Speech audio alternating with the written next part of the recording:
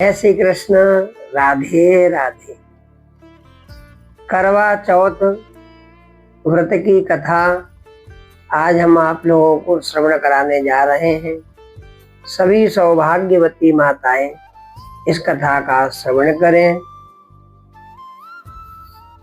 और यदि हमारे YouTube चैनल से अभी आप ना जुड़े हो तो आप हमारे YouTube चैनल को सब्सक्राइब करें।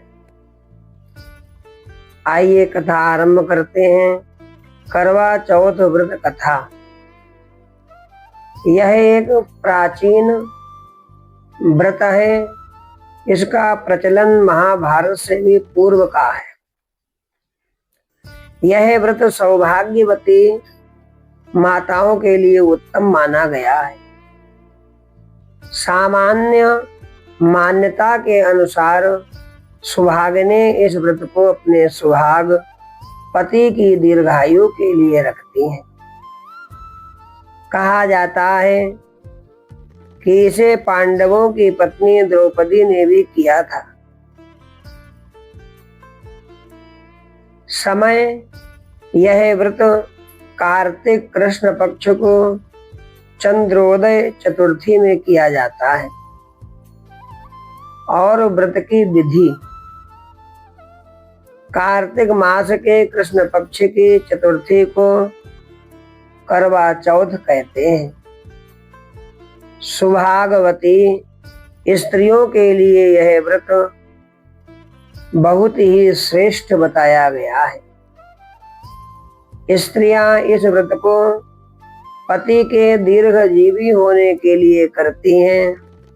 इस दिन सुहागिन स्त्रियां चावल पीसकर दीवार पर करवा चौथ बनाती हैं जिसे वर कहते हैं।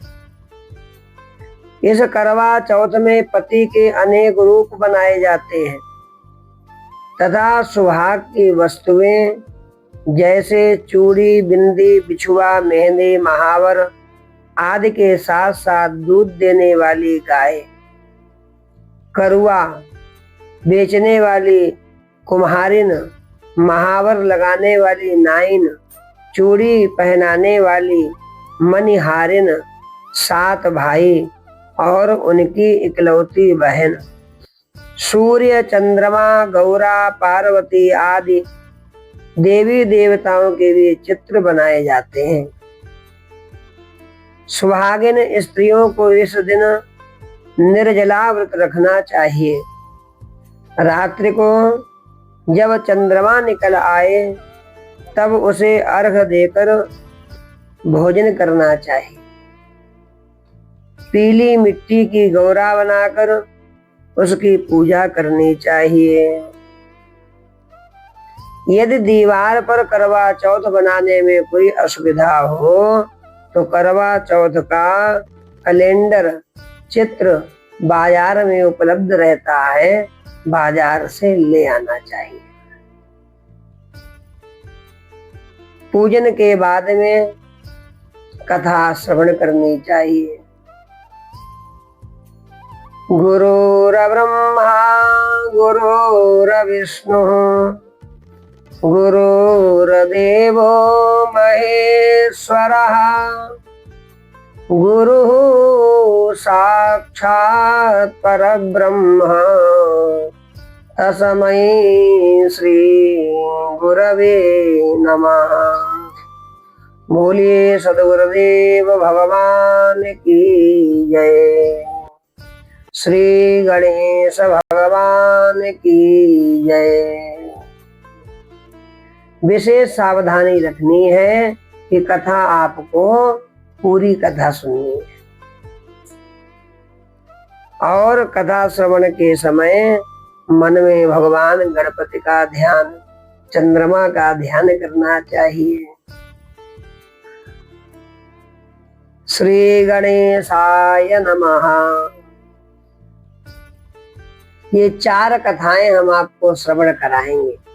करवा चौथ की ये 4 कथाएं हैं। बहुत सी माताएं सौभाग्यवती केवल एक ही कथा करती हैं, एक ही कथा सुनती हैं। हम आपको 4 कथा श्रवण कराएंगे। चारों कथाएं आपको पूर्ण रूप से श्रवण करनी है।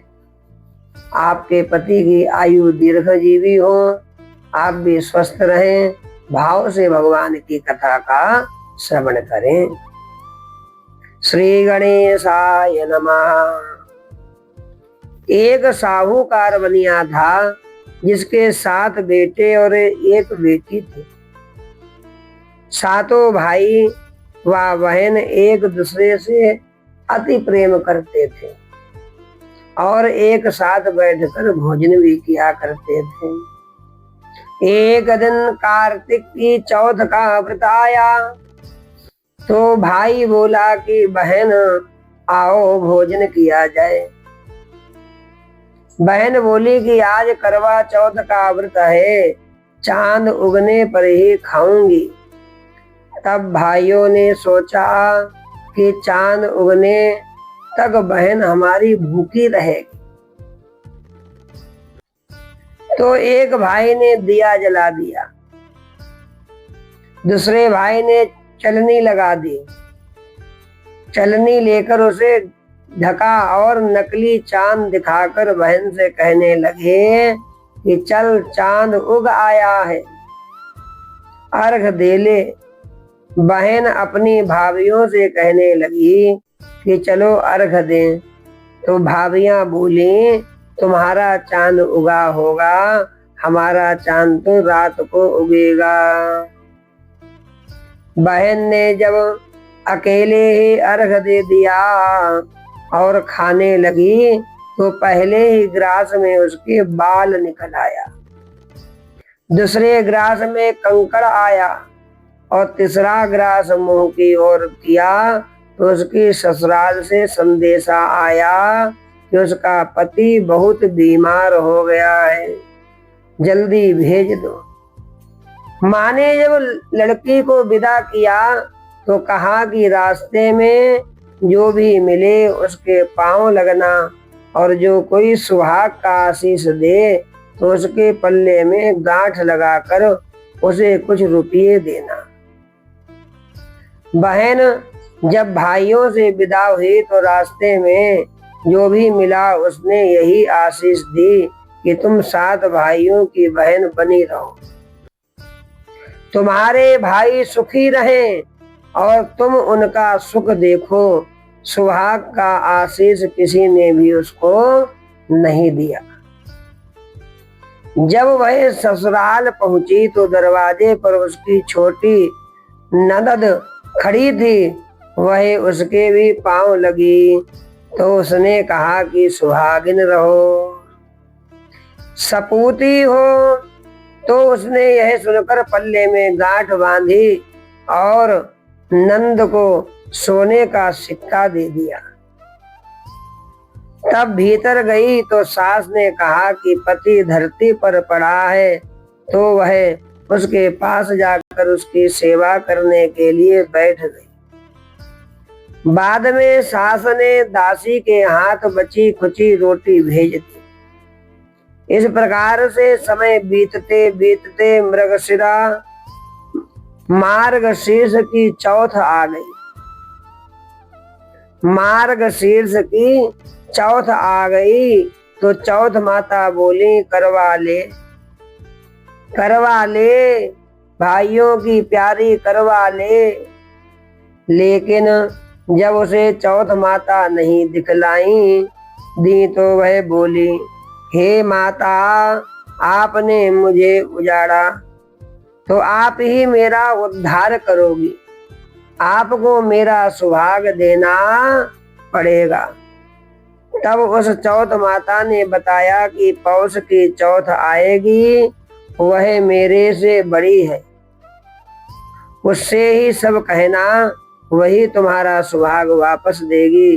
पौष की चौथ आकर चली गई, माघ की चली गई, फाल्गुन की चली गई, चैत्र वैशाख जेठ आषाढ़ और श्रावण भादव की सभी चौथ आई।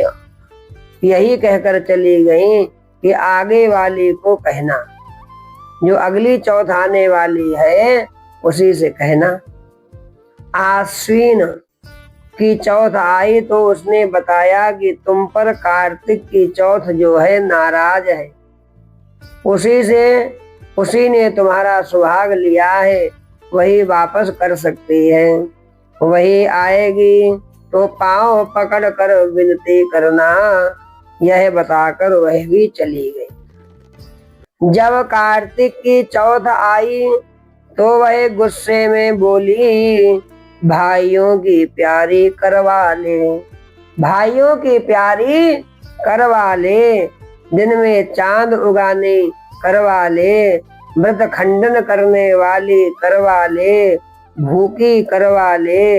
यह सुनकर वह चौथ माता को देखकर उनके पांव पकड़कर गिड़गिड़ाने लगी, हे चौथ माता, हे चौथ माता, मेरा सुहाग तुम्हारे हाथों में है, आप ही मुझे सुहागिन करें।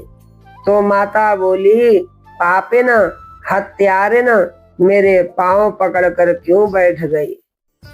तब वह बोली कि जो मुझसे भूल हुई उसे क्षमा कर दो, हे चौथ माता, हमें क्षमा कर दो, अब भूल नहीं करूंगी। तो चौथ माता ने प्रसन्न होकर आंखों से काजल, नाखूनों में से मेहंदी और टीके में से रोली लेकर छोटी उंगली से उसके पति पर छींटा दिया। तो वह उठकर बैठ गया और बोला कि आज मैं बहुत सोया। वह बोली, क्या सोए, मुझे तो 12 महीने हो गए हैं, अब जाकर चौथ माता ने मेरा सुहाग लौटाया है। तब उसने कहा कि जल्दी से माता का पूजन करो। तब चौथ की कहानी सुनी, करवा का पूजन किया तो प्रसाद खाकर दोनों पति पत्नी चौपड़ खेलने बैठ गए। नीचे से दासी आई, उसने उन दोनों को चौपड़ पासे से खेलते देखा तो उसने सासू जी को जाकर बताया।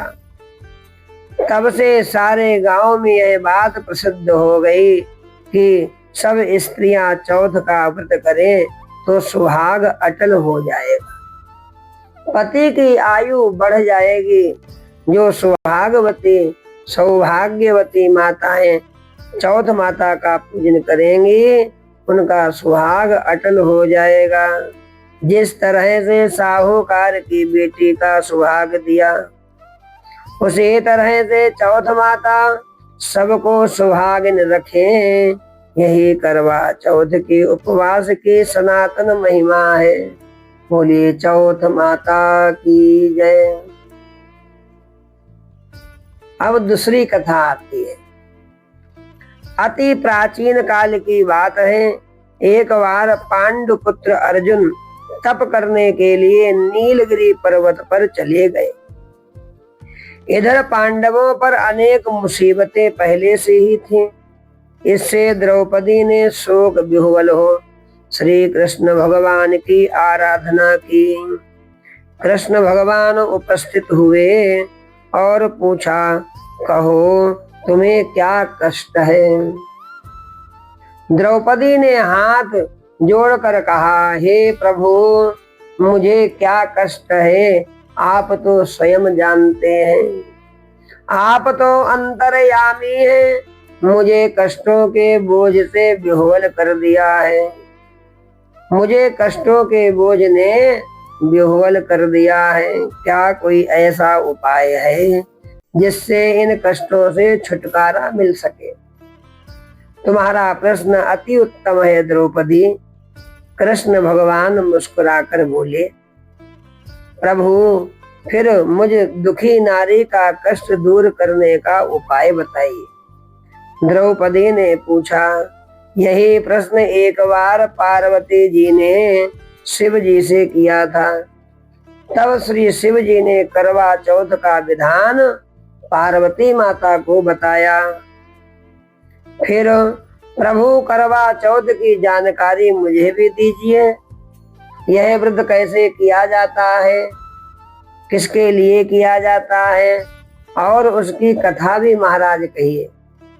तब कृष्ण भगवान ने एक पल सोचने के बाद कहा, दुख सुख जो सांसारिक माना जाता है, प्राणी उसमें सदा ही लिप्त रहता है। मैं तुम्हें अति उत्तम करवा चौथ व्रत की कथा सुनाता हूँ, ध्यान लगाकर सुनो। प्राचीन काल में गुणी विद्वान धर्म पारायण एक ब्राह्मण रहता था। उसके 4 पुत्र, एक गुणवती सुशील पुत्री थी। पुत्री ने विवाहित होकर चतुर्थी का व्रत किया, किंतु चंद्रोदय से पूर्व ही उसे सुधा ने बाध्य कर दिया, उसको भूख लगाई। इससे उसके स्नेही भाइयों ने छल से पीपल की आड़ में कृत्रिम चंद्रमा बनाकर दिखा दिया। लड़की ने अर्घ देकर भोजन कर लिया। भोजन करते ही उसके पति की हृदय गति बंद हो गई। इससे दुखी हो उसने अन्न जल त्याग दिया। उसी रात्र में इंद्राणी भू विचरण करने आई। ब्राह्मण पुत्री ने उनसे अपने दुख का कारण पूछा। इंद्राणी ने बताया, तुम्हें करवा चौथ व्रत में चौथ दर्शन से पूर्व भोजन कर लेने से यह कष्ट मिला है। तब उस लड़की ने हाथ जोड़कर विनय की कि इससे मुक्त होने का कोई उपाय बताइए। इस पर इंद्राणी ने कहा, यदि तुम विधि पूर्वक अगली करवा चौथ का व्रत करो तो तुम्हारे पति पुनर्जीवित हो जाएंगे। कन्या ने ऐसा करने का वचन दिया तो उसका पति स्वस्थ हो गया। इस पर उस कन्या ने वर्ष भर प्रत्येक चतुर्थी का व्रत किया और अनंत अखंड सुहाग प्राप्त किया। श्री कृष्णचंद्र भगवान ने कहा, हे द्रौपदी, यदि तुम इस व्रत को करोगी तो तुम्हारे सभी संकट टल जाएंगे। इस प्रकार द्रौपदी ने यह व्रत किया और पांडव सभी क्षेत्रों में विजयी हुए। इस प्रकार सौभाग्य, पुत्र, पौत्रादि और धन धान्य की इच्छुक स्त्रियों को यह व्रत विधि पूर्वक करना चाहिए। इस व्रत में भगवान शंकर की आरती की जाती है। द्रौपदी ने भी भगवान शिव की आरती की, भगवान की जय जयकार की। बोलिए उमा महेश्वर भगवान की जय। श्री कृष्ण चंद्र भगवान की जय। अब आप श्रवण करें तीसरी कथा।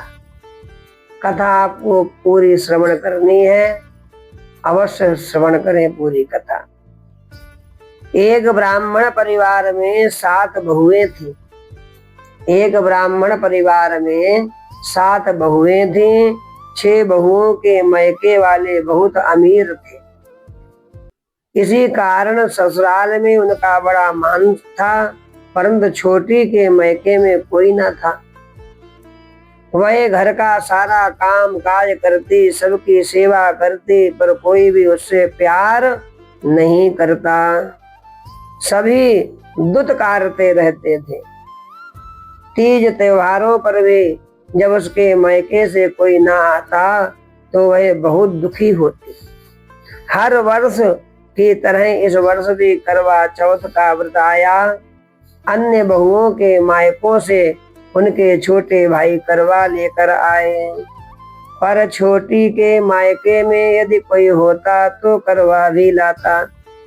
सास भी छोटी को ही खरी खोटी सुनाती थी। वह दुखी हो घर से निकल पड़ी, जंगल में जाकर रोने लगी। एक नाग बहुत देर से उसका रोना सुनता रहा। अंत में वह अपने बिल से निकल आया तथा छोटी बहू से पूछने लगा, बेटी क्या बात है, तुम रो क्यों रही हो इतनी देर से?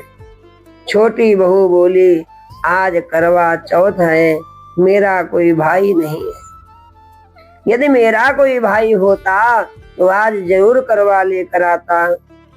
नाग देवता को छोटी बहू पर दया आ गई। नाग देवता को छोटी बहू पर दया आई। नाग देवता ने कहा, बेटी तुम घर चलो, मैं अभी करवा लेकर आता हूँ। थोड़ी देर बाद नाग देवता छोटी बहू के ससुराल पहुंचे। ससुराल वाले इतना सामान देखकर चकित हो गए। सास तो बड़ा प्रसन्न हो गई। सास ने प्रसन्न मन से छोटी बहू को नाग देवता के साथ भेज दिया। नाग देवता ने छोटी बहू को अपना सारा महल दिखाया और कहा, जितने दिन चाहो आराम से रहो, मन चाहा खाओ, मन चाहा पहनो, पर एक बात याद रखना, सामने रखी नाद कभी मत खोलना। सामने रखी नाद कभी मत खोलना। छोटी बहू सारा समय महल में आराम से काटती, पर नाद के बारे में उसकी उत्सुकता बढ़ती जाती कि इसके भीतर क्या है। एक दिन जब घर में कोई ना था, उसने नाद को उठाकर देखा तो हजारों छोटे छोटे सांप के बच्चे इधर उधर रेंगने लगे। उसने जल्दी ही नाद ढक दी। जल्दी में एक सांप की पूंछ नाद के नीचे आकर कट गई। शाम को नाग के आने पर छोटी ने अपने गलती स्वीकार कर ली। जैसे ही नाग देवता आए, छोटी ने सब कुछ उनको वृतांत बता दिया और अपनी गलती को भी स्वीकार कर लिया। नाग ने भी उसे क्षमा कर दिया। जब छोटी ने ससुराल जाने की इच्छा की तो उसे धन रत्न आदि देकर विदा किया। छोटी के ससुराल में अब उसकी बड़ी इज्जत होने लगी, मान सम्मान बढ़ गया।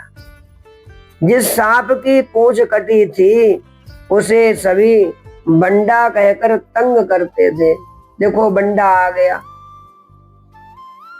एक दिन उसने अपनी माँ से पूछा कि मेरी पूंछ कैसे कटी है। माँ ने कहा कि छोटी बहू के नाद उठाने और जल्दी से रखने में ही तुम्हारी पूंछ कटी है। तो वह बोला कि मैं छोटी से बदला लूंगा। माँ के बहुत समझाने पर भी वह एक दिन चुपचाप छोटी के घर जा छुपा और मौका पाकर उसे काटने की सोचने लगा। वहां छोटी बहू और उसकी सास में किसी बात पर बहस हो रही थी कि छोटी कसम खा कर कह रही थी कि मैंने ऐसा नहीं किया है, मैंने ऐसा नहीं किया है। वह कह रही थी कि मुझे बंडा भैया से प्यारा कोई नहीं है। क्या कह रही थी? कि मुझे बंडा भैया से प्यारा कोई नहीं है। उन्हीं की कसम खाकर कहती हूँ कि मैंने ऐसा नहीं किया है। बंडा ने जब सुना तो सोचने लगा, जो मुझसे इतना प्यार करती है मैं उसे ही काटने आया हूँ।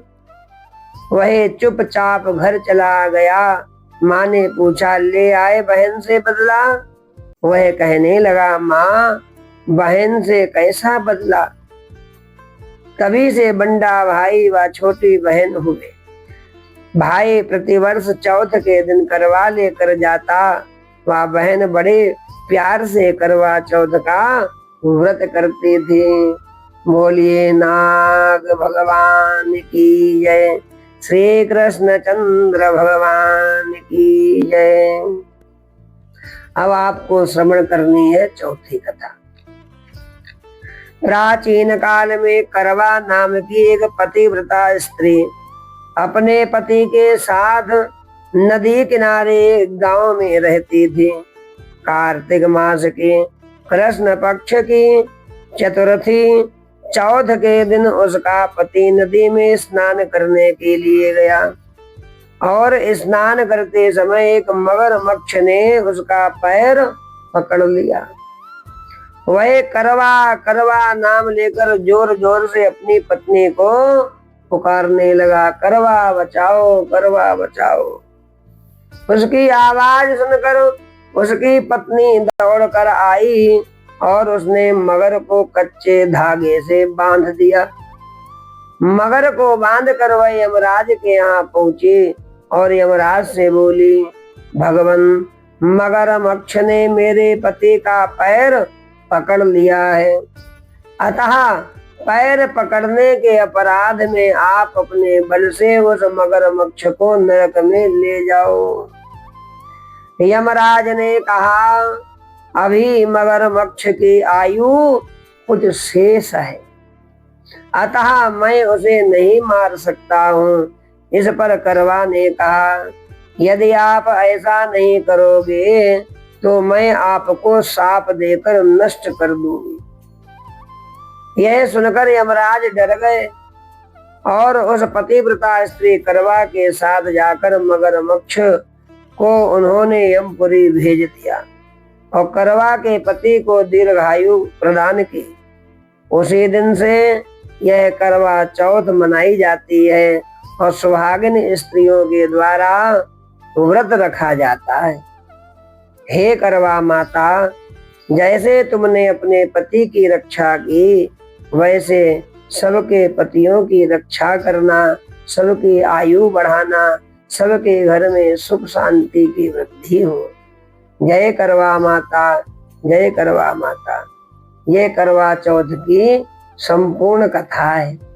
इस कथा को आप लोग अवश्य श्रवण करें, सभी सौभाग्यवती माताएं भी श्रवण करें, भाई लोग भी श्रवण करें और हमारे वीडियो को आप अधिक से अधिक